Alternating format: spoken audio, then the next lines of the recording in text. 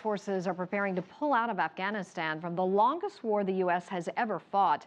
What started as a campaign to crush Al-Qaeda became an exercise in nation building that is still far from complete 13 years on. CCTV's Nathan King has this report.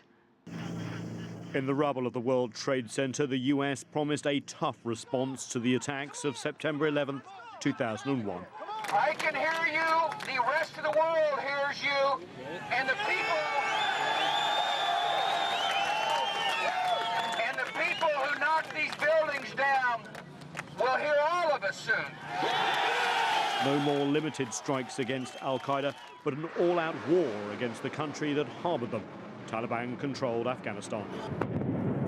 Despite quickly ousting the Taliban government of Mullah Omar, Osama bin Laden evaded capture, and the U.S. inherited Afghanistan's complex ethnic and tribal makeup, a legacy of resisting outsiders. After getting authority for an international force and an ambitious rebuilding effort from the United Nations and NATO, the U.S. tried to build a modern, Western-looking Afghanistan. That we created a situation where if we had allowed the Afghans to do it their way, if we had accepted the fact that it would be Afghanistan and not some copy of the West, if we had allowed the factions in Afghanistan to work out their own power balance, it might have worked out far better. In 2003, the war in Iraq and the attempt at nation building there became a serious distraction for the U.S. The Taliban regrouped, unleashing attacks throughout the country and suicide bombings in Kabul and other cities.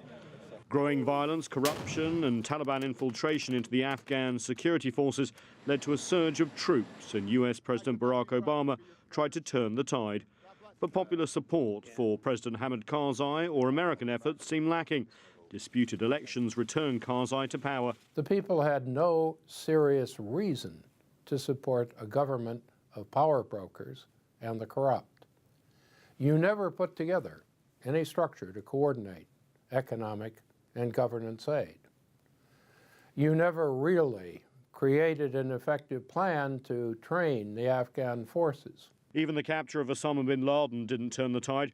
The fact that he was found in neighboring Pakistan, ostensibly an ally in the war against the Taliban, soured the relationship between Washington and Islamabad as the war dragged on.